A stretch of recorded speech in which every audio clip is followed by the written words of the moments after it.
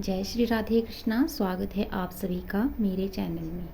आज की वीडियो में जानेंगे आपकी वैशाख पूर्णिमा कब है, पूजा विधि क्या है, पूजा का शुभ मुहूर्त क्या है, महत्व क्या है और स्नान दान का क्या समय है, और साथ में सुनेंगे आप कहानी। तो चलिए शुरू करते हैं वैशाख पूर्णिमा की संपूर्ण जानकारी। वैशाख मास भगवान विष्णु की पूजा के लिए समर्पित महीना है और इस दिन को बुद्ध पूर्णिमा के नाम से भी जाना जाता है। मान्यता ये है कि इस दिन जगत के पालनहार भगवान विष्णु की पूजा के साथ साथ गंगा स्नान और दान का भी विशेष महत्व होता है। इस दिन पुण्य कार्यों का कई गुना अधिक फल प्राप्त होता है। पूर्णिमा को हिंदू धर्म के साथ बौद्ध धर्म में भी अधिक ही शुभ दिन माना जाता है। हर साल वैशाख मास की पूर्णिमा तिथि पर यह त्यौहार मनाया जाता है और वैशाख पूर्णिमा के दिन ही महात्मा बुद्ध का जन्म हुआ था। इसलिए इस दिन को बुद्ध पूर्णिमा के नाम से जाना जाता है। हिंदू धर्म के साथ ही बौद्ध धर्म के लिए भी ये दिन बेहद ही महत्वपूर्ण माना जाता है और इस दिन भगवान विष्णु के साथ माता लक्ष्मी की पूजा का विशेष महत्व है।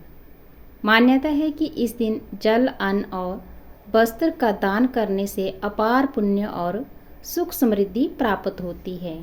तो अब बात करेंगे कि वैशाख पूर्णिमा कब है।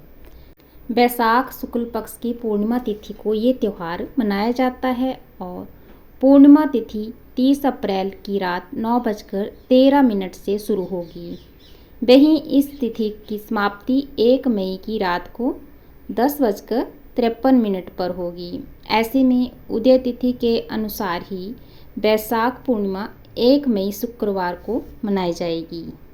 शुभ मुहूर्त क्या है, तो ब्रह्म मुहूर्त जो है सुबह 4:15 से सुबह 4:58 तक है और अभिजीत मुहूर्त है सुबह 11:52 से दोपहर के 12:45 तक और विजय मुहूर्त है दोपहर के 2:31 से दोपहर के 3:24 तक जो है शुभ मुहूर्त है।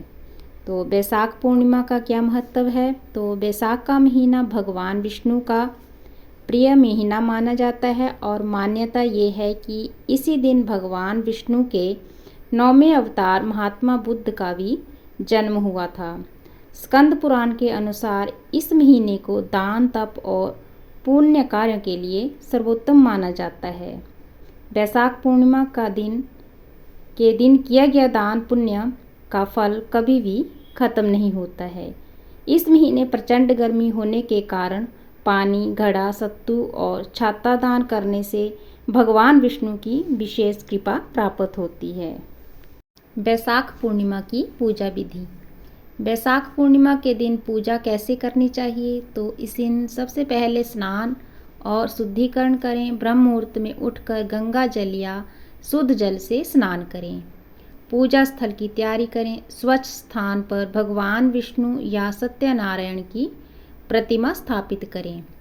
पूजन सामग्री पंचामृत, फूल, तुलसी पत्ते, दीपक, अगरबत्ती, चंदन, रोली, अक्षत, फल, मिठाई आदि। और पूजा और अभिषेक भगवान का पंचामृत से अभिषेक करें और विधि पूर्वक पूजा करें। सत्यनारायण की कथा करें और पूजा के बाद सत्यनारायण व्रत कथा का पाठ करें।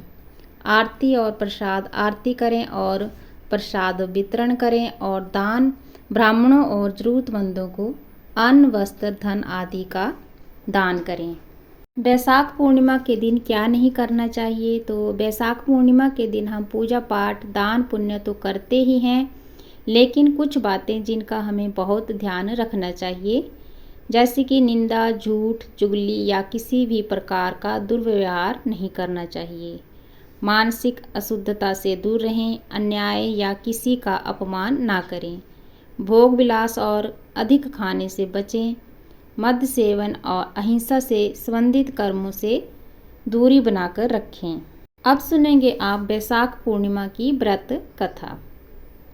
द्वापर युग की बात करें तो एक दिन यशोदा माता ने भगवान श्री कृष्ण जी से निवेदन किया कि वे उन्हें ऐसा व्रत बताएं जो स्त्रियों को मृत्यु लोक में विधवा होने के भय से मुक्ति दिलाए और मनुष्यों की समस्त मनोकामनाएं पूर्ण करने वाला हो। इस पर श्री कृष्ण ने उन्हें बताया कि स्त्रियों को सौभाग्य और संतान सुख प्राप्त के लिए बत्ती पूर्णिमा व्रत करना चाहिए। ये व्रत भगवान शिव की कृपा प्राप्त करने वाला, अचल सौभाग्य देने वाला और जीवन के कष्टों का नाश करने वाला है। यशोदा जी ने जिज्ञासा प्रकट की कि इस व्रत को मृत्यु लोक में सबसे पहले किसने किया था। तब श्री कृष्ण जी ने बताया कि प्राचीन काल में पृथ्वी पर कार्तिका नाम की एक समृद्ध नगरी थी, जहाँ चंद्रहास नामक राजा राज्य करता था। वहीं एक धनेश्वर नाम का ब्राह्मण अपनी सुंदर और गुणी पत्नी रूपवंती के साथ निवास करता था। उनके पास धन धान्य की कोई कमी नहीं थी, परंतु वे संतानहीन थे और यही उनके जीवन का सबसे बड़ा दुख था। एक दिन एक महान योगी उस नगरी में आया और सभी घरों में भिक्षा लेने लगा। सिवाय धनेश्वर के योगी कभी भी उनके घर से भिक्षा नहीं लेता था। एक दिन जब धनेश्वर ने ये देखा तो उसने कारण पूछा। योगी ने उत्तर दिया कि वह संतानहीन के घर का अन्न जो है स्वीकार नहीं करता, क्योंकि ऐसे अन्न को पतित माना जाता है। ये सुनकर धनेश्वर अत्यंत दुखी हुआ और योगी से संतान प्राप्ति का उपाय पूछने लगा। योगी ने उसे देवी चंडी की उपासना का मार्ग बताया और कहा कि वह वन में जाकर व्रत एवं साधना करे। धनेश्वर ने ये बात अपनी पत्नी को बताई और वन में तप करने चला गया। 16 दिन तक की कठोर साधना के बाद देवी चंडी ने स्वप्न में दर्शन देकर वरदान दिया कि उसे संतान की प्राप्ति होगी, लेकिन उसकी आयु केवल 16 वर्ष ही होगी यदि वे दोनों पति पत्नी बत्ती पूर्णिमा का विधि पूर्वक व्रत करे तो और आटे के दीपक बनाकर शिवजी का पूजन करे तो वह संतान दीर्घायु होगी। प्रातःकाल धनेश्वर ने एक आम के वृक्ष पर सुंदर फल देखा, परंतु वह फल तोड़ नहीं पा रहा था। तब उसने श्री गणेश का स्मरण किया। गणेश जी की कृपा से वह फल प्राप्त कर घर लौट आया और अपनी पत्नी रूपवंती को वह फल खाने को दिया। स्नान और शुद्ध आचरण के बाद फल ग्रहण करने से रूपवंती गर्भवती हुई। समय पर उन्होंने एक सुंदर संतान को जन्म दिया, जिसका नाम उन्होंने देवीदास रखा। बालक चंद्रमा की तरह उज्जवल, बुद्धिमान और सुशील था। उसकी माता ने देवी के आदेश अनुसार 32 पूर्णिमा व्रत आरंभ कर दिए। जब वह 16 वर्ष का होने लगा तब माता पिता को उसकी आयु की चिंता सताने लगी। उन्होंने योजना बनाई कि देवीदास को काशी विद्या अध्ययन के लिए भेजा जाए। इसके लिए उन्होंने अपने भाई देवीदास के मामा को साथ भेजा और संतान को काशी भेज दिया, परंतु उन्होंने किसी को भी उसके अल्प आयु की बात नहीं बताई। दोनों पति पत्नी ने बत्ती पूर्णमासी का व्रत पूरा किया। दूसरी तरफ मामा और भांजा दोनों रात गुजारने के लिए रास्ते में एक गांव में रुके। उस दिन उस गांव में ब्राह्मण की कन्या का विवाह होने वाला था। जिस धर्मशाला में वर और बारात के बाकी लोग रुके हुए थे, उसी धर्मशाला में देवीदास और उसका मामा ठहर गए। उधर कन्या को तेल आदि चढ़ने के बाद जब लगन का समय आया तो वर की तबीयत खराब हो गई। वर के पिता ने अपने परिवार वालों से विचार विमर्श करके कहा कि ये देवीदास मेरे पुत्र जैसे ही है, मैं इसके साथ लगन करा दूं और बाद में बाकी सारे काम मेरे बेटे के साथ पूरे हो जाएंगे। ऐसे कहने के बाद वर के पिता देवीदास को मांगने के लिए उसके मामा के पास गए और उन्हें सारी बात बताई। मामा ने कहा कि कन्यादान में जो कुछ भी मिलेगा वो हमें दे दिया जाए।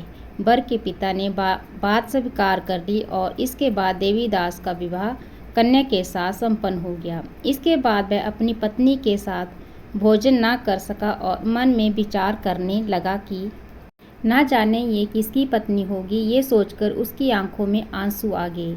तब वधू ने पूछा कि क्या बात है, आप उदास क्यों हैं। तब उसने सारी बातें पत्नी को बता दी। तब कन्या कहने लगी कि ये ब्रह्मा विवाद के विपरीत है।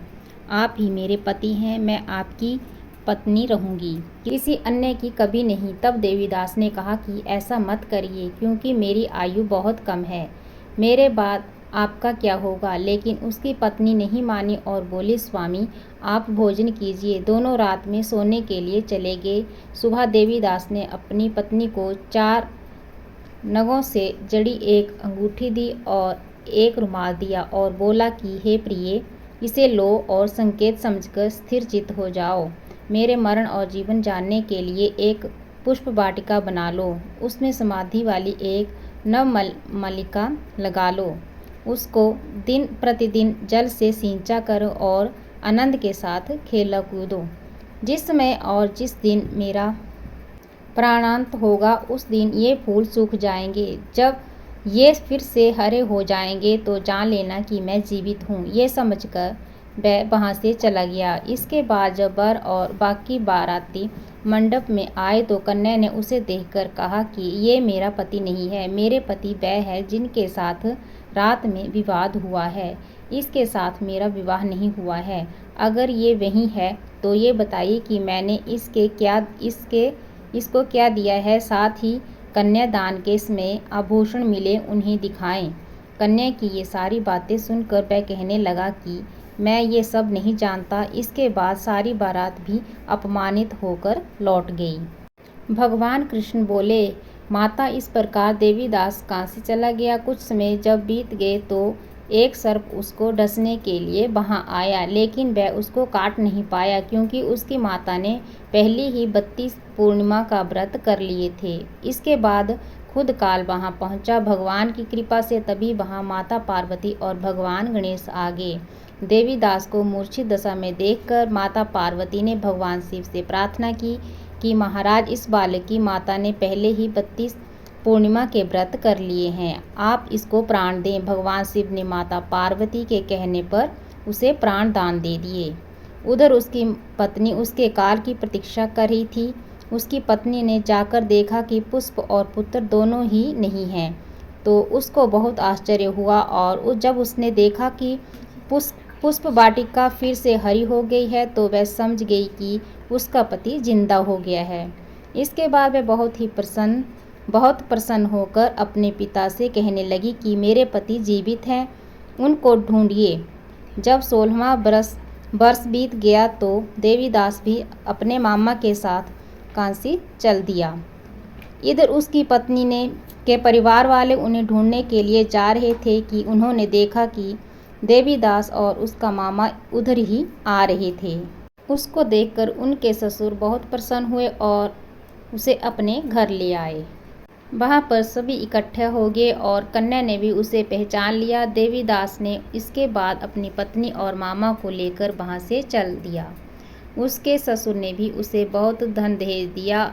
जब वह अपने घर की तरफ चल रहा था तो उसके माता पिता को लोगों ने बताया कि तुम्हारा पुत्र देवीदास अपनी पत्नी और मामा के साथ आ रहा है। ऐसा समाचार सुनकर पहले तो उन्हें विश्वास नहीं हुआ, लेकिन जब देवीदास आया और उसने अपने माता पिता के पैर छुए तो देवीदास के माता पिता ने उनका माथा चूमा और दोनों को अपने सीने से लगा लिया। दोनों के आने की खुशी में धनेश्वर ने बहुत दान दक्षिणा ब्राह्मणों को दी।